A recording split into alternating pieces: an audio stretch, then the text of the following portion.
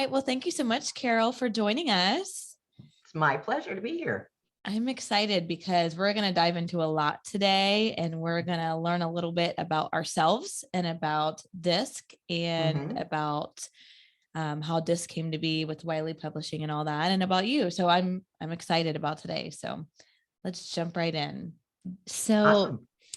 I guess let's start from the top and just share with us again, like for the listeners, how you got into leadership development, coaching, really maximizing the productivity in teams. What made you go that route, right? Share a little bit of background on how you got to this point. Okay, so it wasn't a plan. I will say that. I worked for a telecommunications company that no longer exists for about 17 years, formerly known as GTE, was kind of consumed by Bell and became Verizon as we know it today. Went through a lot of upsizing and downsizing and right sizing through that process, worked with a lot of teams. I was in the HR arena, and when my position in HR was eliminated, I was a very unhappy camper for quite some time. I took a 2-level downgrade to keep a job because they loved me so much. They wanted to keep me, but my job went away. So through that transition, it took me about a year to really get my head around who I was and what I wanted, because I had done so much for the organization and felt like it was my home and my family. I also felt very stuck because I was in a job I hated. And I didn't see a way out because I kind of had the golden handcuffs. I made a lot of nice money and had 2 little boys and needed that support and that safety net. And so I moved into an organization outside of HR, thought, okay, I'm going to try something else. And in the process of that, I learned to be a project manager. I also learned that that's not what I wanted to be when I grew up, but it opened the door for me to start working with teams. And I was asked if I would be willing to work with a group of people to put together a high performance team process. And we were really pulling together teams from across the country that had never worked together before. We were very siloed in our organization, and it had just always been that way, but deregulation caused things to change very quickly. So I jumped in to that role along with my real job and did that for about a year and realized that that's really what my passion was. I went through a lot of training, facilitation training, certifications of all kinds, worked with IBM for a little while. They came in and helped us. And so when my position was eliminated again, I walked into my boss's office and said, I'm done. Don't find me Seriously. home. I don't want to do this anymore. Isn't it funny? I find that a lot of people who are in jobs that they don't like, and they stay there because, like what you said, you kind of had the golden handcuffs, you had a good paying job, and you had to support, your family. They don't find, I feel like they find their niche after maybe they're let go, like they're forced out. And then you're kind of like forced into this uncomfortable situation where you actually figure out what you want to do when you grow up. I love that. Right. Absolutely. And I really think that transition for me really took me on this path, because what I realized, I felt stuck for so long, and somebody basically hit me over the head with a 2x4 and said, Carole, if you don't like it here that much, because I complained all the time, which is not me. She said, you could go somewhere else. You do have choices. And I didn't feel like I had choices at that point. But what I realized is she opened a little window in my brain that said, you know what, she's right. I just haven't been willing to accept the consequences of those choices. And so once I opened my mind to that possibility that something else could be there, and got rid of the angst and I just felt betrayed by the company. Once I got past that, then the whole world opened up. And so that's a lot of what I do in my business today, is help people see that regardless of where they are, what they're doing, they always have choices to do something else. But it's up to them to make that choice, and they've got to open their mind to it. Right. No, I love that. I feel like so many times people just stay where they're unhappy and don't make a move because they feel stuck, but there are decisions. Yeah. And I call that job jail. Yes. Yeah. I mean, and I know a lot of people who are living in job jail right now, and it's very unhappy. And, you see the great resignation happening now in today's world, and you wonder why. Well, that's where I was. I'm done. I know. I heard on the news today, was it this morning or last night, that women are exiting more women now are exiting the workforce. And I'm like, what? I thought we were jumping all in. Like what happened here? And one of the reasons for that, and there is research out there, I'm not going to quote it because I don't have it handy right now, but women are a bit more resilient when it comes to that kind of thing than men are. And I think you'll find that we get to a point of this is not working anymore. And instead of hanging on, we look for other options. I think we are more resilient. And I think part of that is our upbringing with family. And, you have to take care of kids and you have to have a job and you have to do all this stuff. So that's Carole's perspective. Mm-hmm. Yeah, no, I agree with that. We're not going to take anyone's, crap. I was wondering what word you were going to use. I was like, on the edge of my seat. That's a good one. So tell us about now, your company now, and what tools you use and what you do on a daily basis. Okay, so this is actually my 25th year. So I'm very excited about that. I mean, when you think about 25 years of self-employment, it's pretty amazing. Amazing. You told me this before, and to me that the numbers just don't add up, because 25 years and then 17 years, you don't look old enough. I know. I started when I was 2. There you go. Yes, that explains it. Okay. I have 2 grown sons, and they're one's in his 40s, so you could do the math. But so today's world, I work with large and small companies, but I really focus on organizational transformation. So if you think about companies and culture and employee engagement and all those buzzwords that you hear out there in the world, that's the world that I'm in. And typically my clients are long-term. So over the years, I've worked with clients for 5, 6, 7 years, because I'll start with the senior team or the executive team and really get them aligned around what it is they're trying to accomplish: purpose, vision, goals.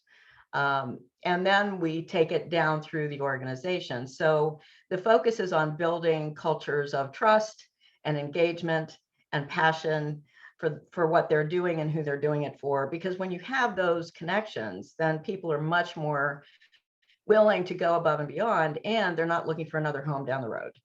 So we know, based on the research, that those are the things that really bring employees to an employer that don't want to leave. And that has to start with the senior team. So that's been typically my business. Now, underneath that umbrella, I do executive coaching, I do group coaching, I do training, and I do a lot with the DiSC assessment, which you have just taken, the Wiley brand, which is the original DiSC. And I've been using DiSC now for 20 years in my business, because I find it is a very strong foundation for people to learn about themselves, build self-awareness, also learn about choices that they can make in terms of their interaction with others and how they can become more effective. And then learning about others and what makes them tick, and realizing and recognizing that difference is really what makes the world go round. It's a good thing. Not a bad thing. And if we can embrace difference and start to value the differences that all of us bring, we can really create a much better world. Yeah. What made you choose DiSC specifically? Because there's a lot of assessments out there. I feel like, yes, there are. Yeah, a lot of companies use a lot of different things. So share with us why that's special in particular, and why you really went with that. Well, that's a really good question. And there are a lot of assessments out there, and many of them are very good. So I definitely would not say DiSC is the one and only. And I like to differentiate the Wiley brand from the other DiSC assessments that are out there in the world. Wiley is the owner of the original theory. Wiley owns the rights to the original DiSC model. Now, all of that has been put out into public domain over the years. It was originally developed back in the 30s from a gentleman, William Moulton Marston, and then wasn't really made into an assessment until the 80s, early 90s. And since that time, when you look into, you do a search for DiSC, you're going to find everything from animals to shapes to colors to people to birds. And people have done their own spin on the original theory. The difference between that and what I use with Wiley is that we are using 3rd generation research. It's adaptive testing, so it's much more valid and reliable, and you're getting the real thing. So that's kind of my sales pitch for the Wiley brand, but it definitely makes a big difference. So choosing DiSC over other tools. So Myers-Briggs is also a tool that I've used, MBTI. Most of us have heard about that. What I found with MBTI is it's a very good tool to use in one-on-one coaching, but I had a very bad experience with it when I was an employee. And if it's not delivered well, people can really misuse the MBTI types. And in my world, back in the old days, people were really labeled on their forehead. And if you weren't X, then you were never going to get a management job, or you were never going to do this. And it's absolutely not intended to be used that way. Right. So that turned me off from a team building perspective, because it's hard for people to understand it. Where when we use the Wiley DiSC, we're using a circumplex model. People can easily see the 4 dimensions that we're measuring and understand that it's all about stretch. It's not about I'm here, so this means I do this. Not at all. We're all a combination of all 4 styles, but I have a home base that I like to live from. And that's my comfort zone. So under stress, that's where I'm going to go. And that's just kind of where I like to live. And I'm going to be probably more productive if I'm living in that space than if I'm pushed over into the other side of the map. The good news is, though, yes, we're measuring personality, but we're also helping people recognize that who you are is exactly who you're supposed to be. What you do with who you are is behavior. So I can be my enthusiastic self, which is very natural for me, and it's definitely a personality trait. But I also can tone down my enthusiasm when I'm working with people who don't like that. And that doesn't change who I am. It changes my approach, right? So I can be direct when I have to be, even though it's really uncomfortable for me. I can deliver bad news when I have to, even though I don't like to give people bad news or hurt people's feelings. But those are choices that I make. Who I am is still who I am. So DiSC really helps you understand that this is where your map is, or where your dot is on the map, but you can move all the way around. And how do we learn how to do that? Because the more I can stretch, the more I can then reach out and meet the needs of the people that I'm interacting with, because they're different than me. Right. Yeah. Yeah. I like it because you can, like you said, you can see where you need to work, what areas you need to work on pretty easily. It's really kind of transparent and all of that. Right. Yeah. And I think it's helpful knowing someone else's DiSC profile. So then, yeah, you can communicate better with them. Absolutely. And I don't know if you spent any time on the Catalyst platform, but the 2 of you, did you look at your comparisons? Yes. Yeah. Was that interesting? I mean, it's what I thought that it would be. I actually had it pulled up. And I love the continuous where it shows, because when I do this and I sit down with somebody that I'm interacting with, I can look on the comparisons to see where we're going to gel really well and where we're going to struggle. And one of my favorite ones is fast paced, slower paced. But there are some really good ones. Forceful. What were you? So I was an SI. So am I.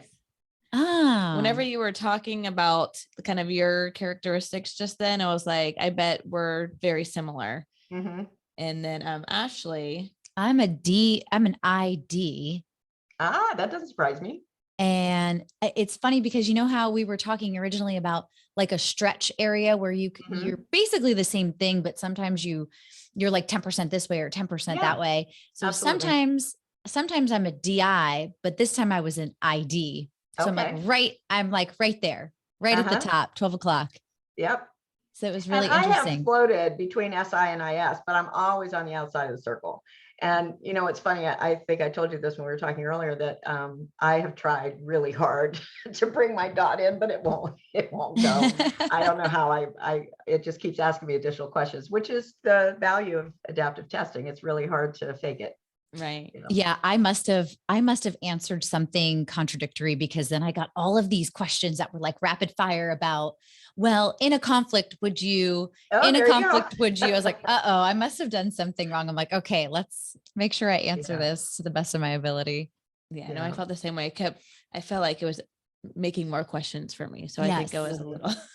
Well, and that's the good news, because we can get a much more accurate read now. And for me, I have an additional priority. So even though my SI dot is way out on the outside, I have an additional priority in action, which is D, behavior, but I definitely don't fall into the D range. So, but that's because of, I think, learned behavior over the years. I don't think that was something that was natural for me. I had to learn that as a business owner. I think that's really important, that you have to take action. You have to learn how to be direct, but it's still not comfortable. So.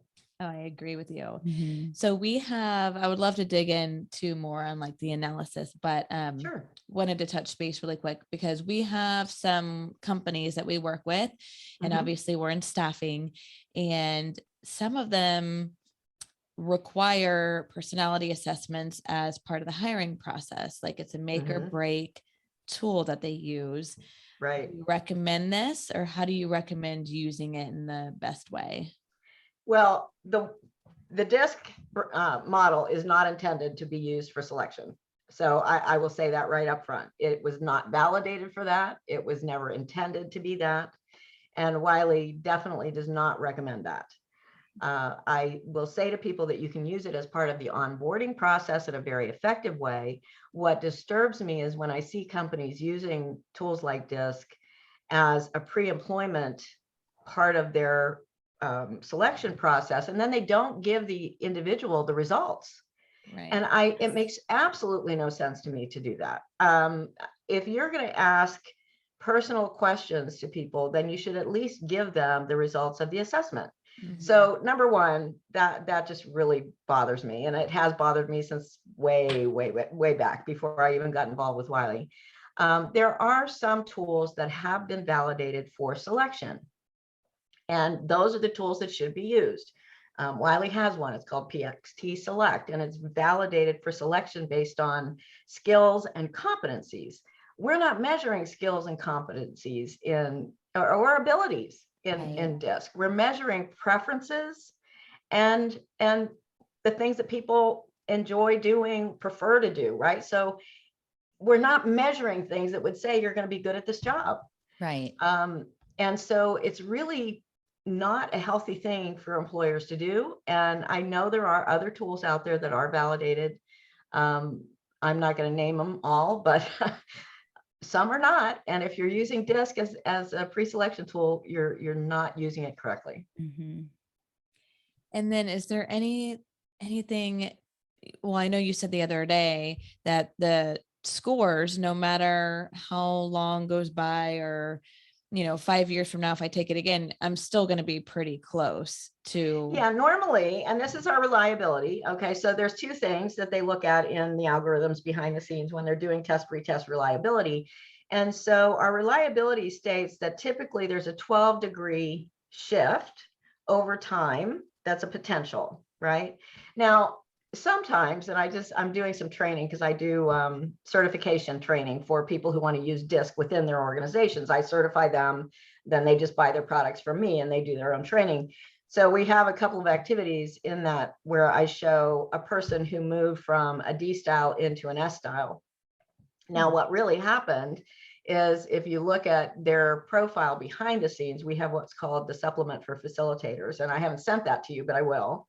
And there's an umbrella graph that shows all their plotting points. Well, on their umbrella graph, they had a kind of a bow tie shape, if you think about it from that perspective, right? So it's a triangle that comes down to the center and then it opens up again. Well, it was D and S. So from one time that they took the assessment, they were a college professor and they showed up as a D style, but it was close to the center. The second time they took it, they were taking it with their church and they were a volunteer in their church group and it showed up as an S close to the center. So what happened is probably 6 to 8 questions flopped.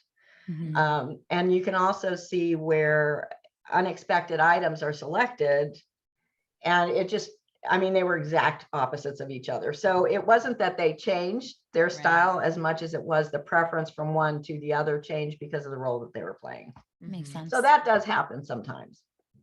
Because I would have thought, I've taken it or I don't know if it's the same one, but I took a DiSC assessment probably like 8 years ago. And I would have thought it would have changed now because I'm in a different role. I feel like I've learned a lot. I've grown a lot, but I took it and it was exactly the same, pretty much. Right. Well, and that's where you think about, and that's why I talk about personality versus behavior.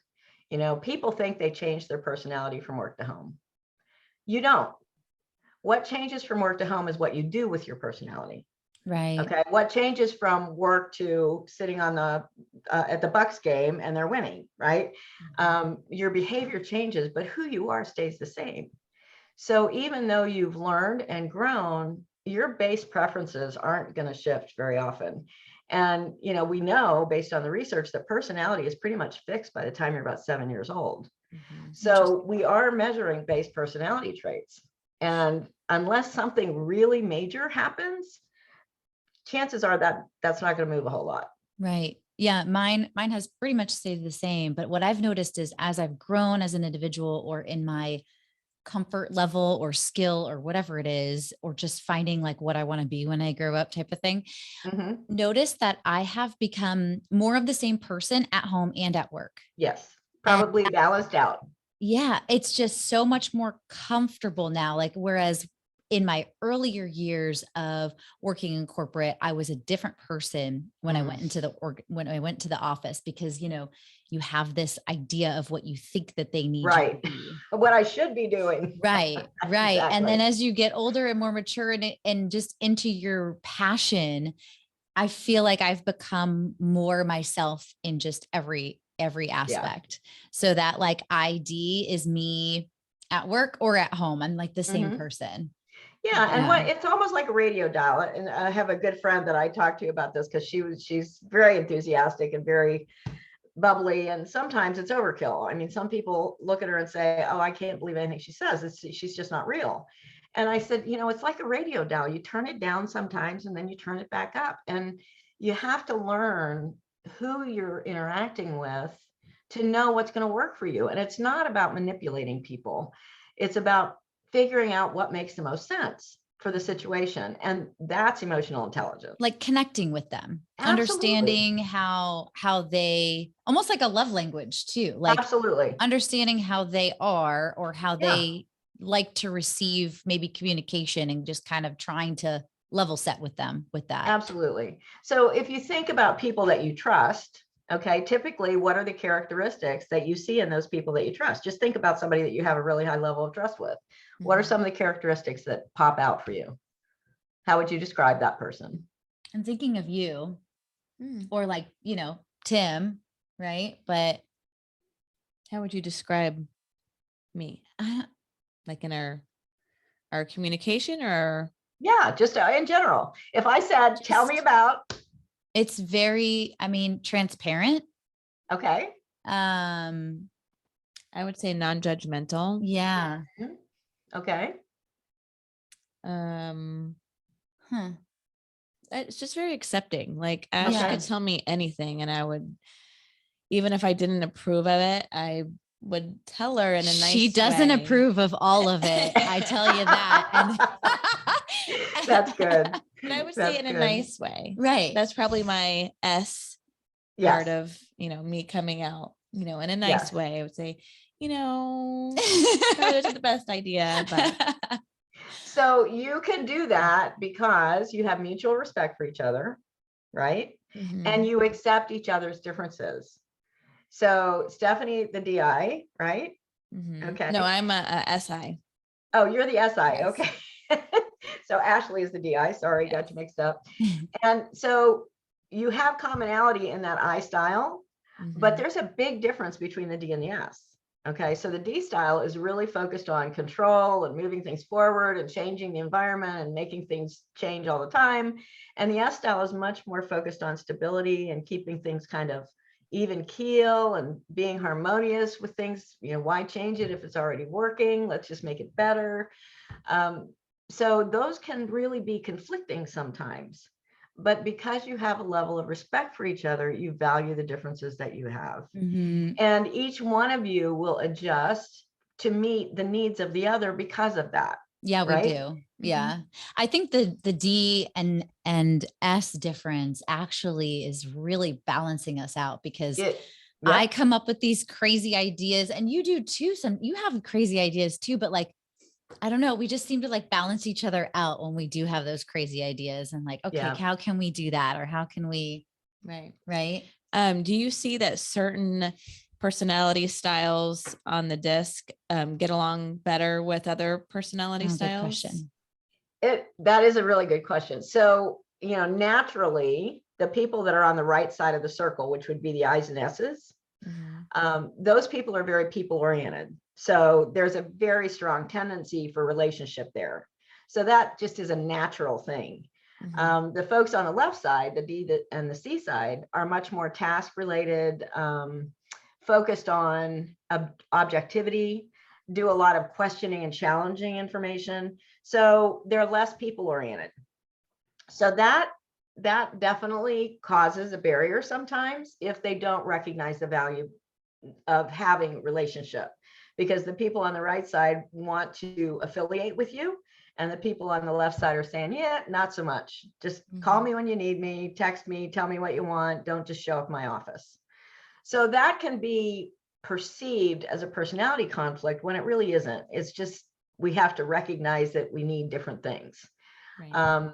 So that can be a barrier. Upper hemisphere, lower hemisphere, again, the D, the I really like to move things forward and have a lot of variety and a lot of things happening at the same time. Folks in the lower hemisphere would much rather have things kind of even keel, and let's do one thing and finish it before we start another thing. So that can create a barrier as well, until they recognize that, wow, I need you folks up here to get me moving and get me out of analysis paralysis. And the folks up here recognize that I need the lower hemisphere to bring me back down to earth and make sure that I'm getting things done the way they need to get done. Yeah. So totally. It really isn't one style to the other. It's the person who makes the best leader, who makes the best employee, is the person who has learned to adapt and to read the situations that they're in, to know what to do when. And that, again, is emotional intelligence. Right. And all of us can do that. That's the part. So you mentioned with the upper hemisphere, right? That DI, like really needing to move and get going and have lots of things going on. That is so me.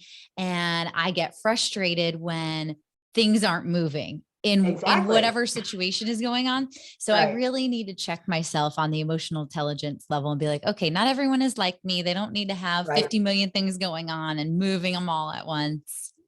I need to like. That's very true. They can't even. Not only do they not want to, but they can't do it. It's very challenging. And I shouldn't say they can't. Everybody can do whatever they choose to do, but it is very challenging for someone in the lower hemisphere, truly. Now you folks are both, kind of combination patterns, but if you have a really strong C style or a CS style or an SC style, it's very difficult to get them to move quickly and make fast decisions, because they're focused on accuracy, correctness, process, systematic ways of doing things. So that does become kind of an issue. Again, once you've created an understanding, then it's the way in which we present information to them to help them move forward. They need more data, more information in order to be able to move. They're not just going to go because you said so.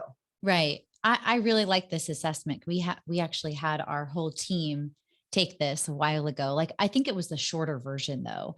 Okay. But like one of our employees, she was a C, is she not? And like a strong C. And we ended up moving her into a different role that I feel like she's like really good at, doing amazing at now. So I feel like this assessment is really good because you can find a great person that fits within your culture, that has some skills, but then this DiSC assessment really helps you figure out like where they're going to thrive and like, what's the comfort zone? Right. If you put me in a role of accounting, I can do it, but I would be miserable. It's not what I like to do. So, so there are pieces of this that help us figure out naturally what what we're, kind of attracted to. And if you see someone struggling in a role, this is definitely something that you can look at to say, this just doesn't seem like a good fit. Let's look for something else, which sounds like what you did. Somebody who's in that C style probably prefers to be behind the scenes. Right. They don't want to be out in the forefront, and they don't want to be talking to people all day long. That's going to wear them out. Yeah, that's exactly what she did. She was on the front line talking to people all day, and then we moved her into a researcher role. So yeah, so she could do it, but it's a lot of energy, and that's the key. The more we have to stretch outside our comfort zone, the more energy it takes. And we can do it for small periods of time, but if we have to do it all the time, then it becomes a burden. Right. So with your executive coaching, do you coach leaders in a company on how to like deal with different types of personalities, or with theirs and communication, or just all different? All of the above. Okay. All of the above. I usually get called in because someone is very good technically, but they're not communicating well, or their team is not engaged. There's an alignment issue. So sometimes it'll be, oh, we have personality conflict. Well, it's not personality, it's what they're doing. So, but I like to work with people on the development side, not just when they're struggling, but also when they just want to improve. I mean, that's the most fun for me. But it really does help understand, first of all, who they are and why they do what they do. I think a lot of people, at least that I've come into contact with, in their 40s and 50s have no clue why they do what they do. Wow. It's just what they do. Right. And so when you start thinking about it, and that's where mindfulness, and you're hearing a lot of new, kind of buzzwords out there. It's all about getting in touch with who you are and why you do what you do. And then once you know that, is this really giving me the value or the end result that I'm looking for? And if it's not, what can I do different? Is it the job I'm in? Is it the way I communicate? Is it my problem solving skills? What can I do differently to be more effective? And so that's what I do. It's really cognitive behavioral modification, if you want to think about it from that perspective. But I've found that a lot of people don't really know what to do differently. They know they have problems in communication or problem solving, conflict resolution, but they don't know what to do to fix it. Right. And so that's my job, is to help guide them through a process of discovery, and then give them strategies and actions that they can take to be more effective. So I had one guy, just really enjoyed working with him, but he was a senior engineer. He never smiled, and people thought he was a very large guy. Tall. Okay. So just big. He was a big presence, but he always, when he walked around, he'd have his head down. He never smiled. He never made eye contact. So people thought he was, we can't go near him. They were almost afraid of him. Right. I told him, and he wasn't that way. When you sat down and you talked to him, you knew he was a really nice guy. He's like a big teddy bear, but in his role, he needed to be able to build relationships. So very simple thing. And so this isn't rocket science all the time. I do a lot of really good stuff, but this was, take a couple of sticky notes, these, and write on this, easy cheese, easy cheese, easy cheese, and put it on the back of your door. So when you open your door, you have to look at that and say it 3 times. And he thought it was crazy, but the reality is you can't say that without smiling. Right. Okay. So he started walking out of his door with a smile on his face instead of the frown and looking at the floor. And then other things, it's simple things, like eat the cookies. If somebody has a little lunch break room and they've got cookies or birthday cake or something, stop by and say happy birthday, or gee, these are great, instead of just walking past it. He didn't know how to be that social person. Right. And nobody had ever taught him. Right. So, when you have a 50-year-old man who doesn't know how to do that, it's kind of silly, but that's what I do. It would be interesting to see his colleagues' reaction once he started doing this, and them being like, oh. Yeah, he actually, and I worked with him for about a year. So sometimes the coaching that I do is 6 months to a year, and he really did build a very effective team. Once I started working with him, we got his team together. We did DiSC as a team, which I love doing, because it helps people understand I mean, he was very, very strong C, which nobody really knew that or knew what that meant. Once we went through that with his team and he was able to open up a little bit about how uncomfortable it is for him to make eye contact, then it became almost something that they could have fun with without laughing at him, so it opened up the dialogue with the team and within the organization. So great. So that's what I love to do. Right. It's sometimes it's not rocket science. It's just people don't know what they don't know. Exactly. And we assume that everybody knows this stuff and they don't. Right. So your point that you made when you're like, hey, some 40 and 50-year-olds don't know why they do what they do. Right. Makes me think of the whole set in their ways kind of individuals where they just do what they do and they want people to do what they do. And if they don't, then they're kind of like irritated. And I don't think that they know, right? They need to take this and like kind of do self-discovery. That's the key. Self-awareness is the first step. Yes. It really is. It's being able to open your mind to, oh, maybe there is another way to see the world. Yeah. Because, when we look at the DiSC theory and the research behind the scenes, there are about 25% of the population in each of the 4 styles.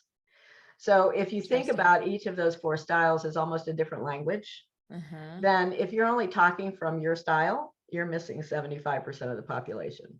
Right. No, I completely get that. It's so interesting. So how can people find out, like, how can people contact you?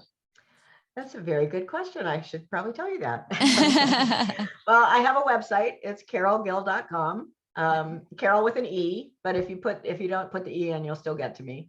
So my website is there, and there's a lot of information out there. I also am on Facebook. I'm on LinkedIn, Carole R. Gill. You can pretty much find me anywhere. I'm easy to get in touch with. Text is 813-802-8376. And would love to talk to anybody who's interested in getting better at what they do. And do you meet via phone, Zoom, in person? What is your typical? All of the above. Okay. Yeah, especially with COVID. I still do a lot of in-person things with my current clients. Some people are still saying, we want to stay virtual. So I'll do whatever makes the most sense for the client. Awesome. I know I'm excited to learn more and to dig in deeper. Well, I would love to spend an hour or so with the 2 of you. We need to get together face to face, and I'll go through your results with you. And I would really enjoy that. I would love that. After we took the assessment, I noticed that there's a podcast on your specific piece of the pie that you are, your specific style. So I started listening to it. I haven't finished it yet. Some of it's like, awesome. I rock. That's so cool. And then others, I'm like, oh, that sucks. Like I need to work on that. Yeah, that's the good news. There's pros and cons on every one. So, but the 2 of you should listen to each other's too after you listen to your own. Yeah. Great idea. And is the podcast something that you can only listen to on the Catalyst website, or can you listen to it on like a Apple right now podcast? It's only on the Catalyst website, but for my clients, when I'm working with someone, I will give them access to it. I can actually give them access to some of the others as well. It's just not out there for public domain use, but when I'm working with a client, I can definitely give them access to the other ones. Got it. Well, that's so exciting. We're going to put your contact information in the show notes as well. Wonderful. And the 3 of us will have to schedule a follow-up lunch or something. Most definitely. Yes. Well, I hope everyone enjoyed today's episode. Feel free to email us if you have any questions at liveboldandbossup.com@gmail.com. And until next time, live bold and boss up.